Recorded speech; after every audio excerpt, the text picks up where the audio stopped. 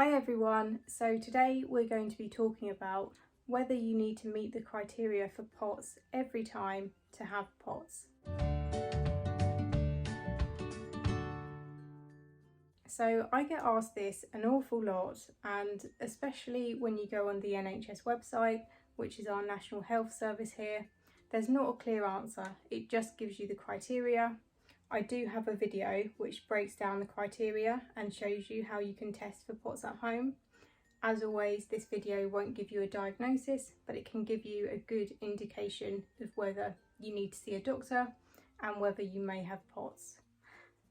I'm really dizzy and out of breath myself at the moment, so I'm just going to try my best to talk about this because it's a question that I get a lot of the time.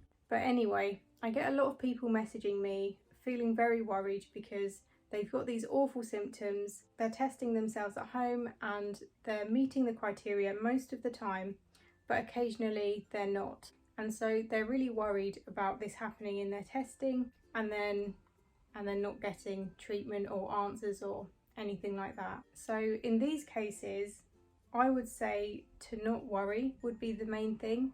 And the reason for that is that during the official POTS testing, there's a spray that can be given. It goes under the tongue and it exacerbates your symptoms if there are any. So it puts pressure on the vagal nerve essentially and just exacerbates any symptoms, and also those changes in heart rate and potentially blood pressure as well. So if you're someone who is meeting the criteria most of the time and there's a couple of occasions where you're not meeting it, I would say probably don't worry, because during the testing I would imagine you'd be given that spray and then that would allow the diagnosis to be made because it just exacerbates everything. So I think if you fall into the boat where you do meet the criteria most of the time and just, on these rare occasions you're taking your readings and you're not meeting it, I wouldn't be too worried about it. It doesn't mean that your diagnosis is wrong, because that's another one that I get a lot of questions about. People will say to me, I've been diagnosed with POTS, but I don't know if I have it because occasionally I don't meet the criteria. So for all of those cases, I would say you most likely do have POTS because you're meeting it most of the time. And in those off cases that you're not meeting it, well, if this was a formal test, you'd most likely be given that spray under the tongue and then you would meet the criteria. I will say though, if you're not meeting the criteria ever, but you're very, very close, so say your heart rate is rising by 29 beats per minute or 28 beats per minute, that puts you in a bit of a similar camp, because if you were to go for the official testing, you'd likely be given that spray again and you likely would meet the criteria again. So in that case also, it's possible that you don't quite meet the criteria, but you could still be given that diagnosis. Now, I want this to reassure you that if you're really unwell and it's looking like you have POTS, I want this to reassure you that you probably do if you take all of this into account. However, you can't take what I'm saying right now to diagnose you. So if you're not diagnosed yet and you're sitting there thinking, okay, well, yeah, that sounds like me, I'm either meeting the criteria most of the time but not all the time, or you're continuously very, very close to that criteria, just because I'm saying that you probably would be diagnosed with POTS in the formal testing, that of course doesn't mean that you actually would. So I don't want anyone to watch this video and be like, oh, that confirms it then, I must have POTS. That's not that's not what I'm trying to do here. But equally, I did want to give some reassurance to people that are in those sort of situations, because I get these comments an awful lot and I get a lot of worried people coming to my channel and saying, I meet the criteria 95% of the time. What happens if I don't meet it during the if I have my test and it's during the 5% of the time that I don't meet it? I don't want anyone to be worried about that, because there is a throat spray and most likely it will exacerbate everything and they will get the true reading and they will see what you're seeing in yourself. And then again, like I said, if you're so close to that criteria all the time, where you're getting sort of 29 or 28 BPM increase, they can give you that throat spray again, and it might push you over the limit. So I'm hoping that this video will provide some reassurance, but again, please no one take this as an actual diagnosis or confirmation, because, you know, I'm just talking about what happens during the testing, and yeah, I can't diagnose you. I'm not a doctor, and most likely you're not a doctor and can't diagnose yourself. I don't know if doctors can diagnose themselves now that I think about it, but in any case, please do not diagnose yourself from this video, but I'm hoping that you can take some reassurance from it. So in short, do you need to meet the criteria every single time? Probably not, and there probably are going to be the odd cases where you might not meet the criteria, but for you to have POTS, we would expect you to be symptomatic. You know, most of the time, if not all of the time, we probably would expect someone to be quite symptomatic with it. And also we would expect them to be coming very close to that threshold, because I know a lot of people come to me and they say, well, when I stand up there's a 15 BPM increase, so they're saying it must be POTS because that's happening.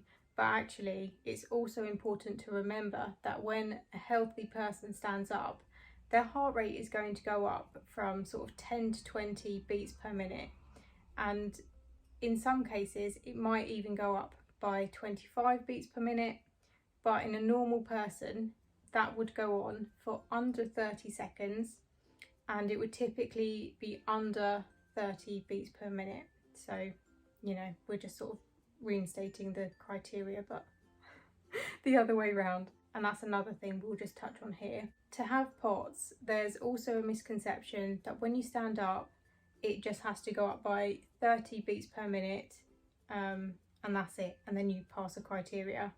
But actually, we now know it has to stay elevated for at least 30 seconds. Yeah, so I thought I'd just put that out there for anyone who's testing themselves and they're seeing it rise by, I don't know, 40 beats per minute, but it's only for 10 seconds. That wouldn't be indicative of POTS, because for POTS it has to rise for at least 30 seconds.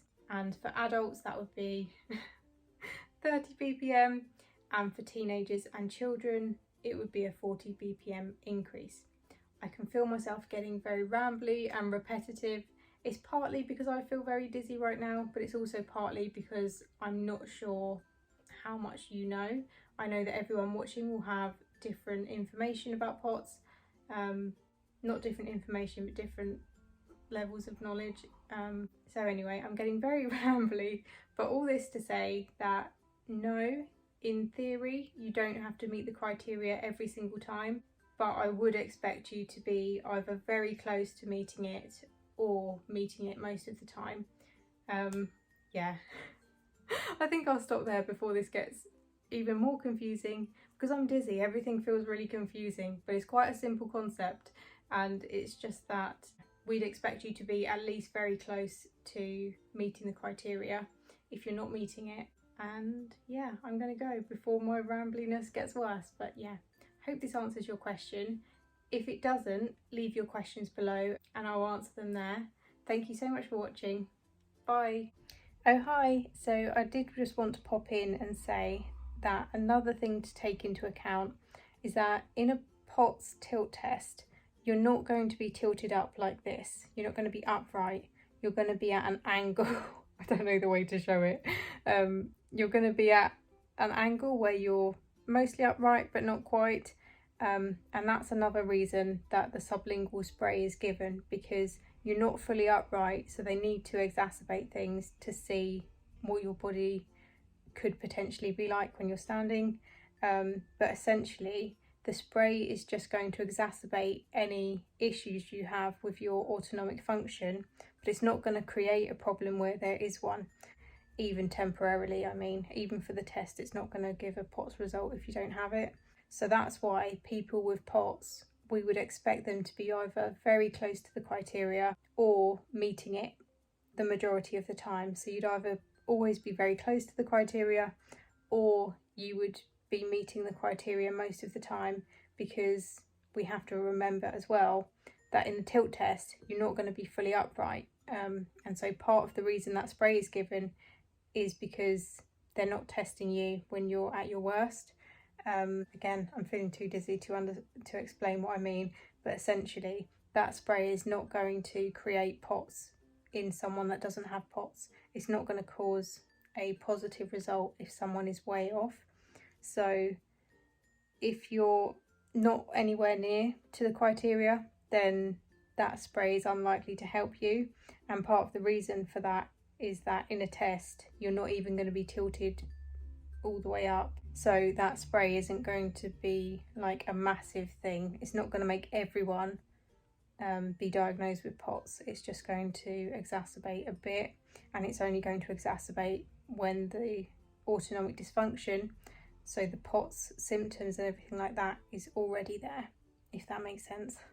I feel like I've made it worse, but I just wanted to say as well that in the test you're not fully upright, and that's part of the reason that the that sublingual medication is given, because they often need to exacerbate your symptoms because you're not fully standing, so they're not seeing the full extent of what happens to you when you're standing. So yeah, thought I would just say that to clarify that if you have POTS, you will probably be meeting the criteria most of the time, or if not, you will be very close to it, because that spray isn't like this magic POTS inducing thing. It just will make things slightly worse if you do have it. But don't be scared of it. Just remember, it's worth going through, say, the 20-minute test or however long it takes to have a diagnosis and treatment for, indefinite amount of time. It is worth it. As scary as it sounds, it's worth it.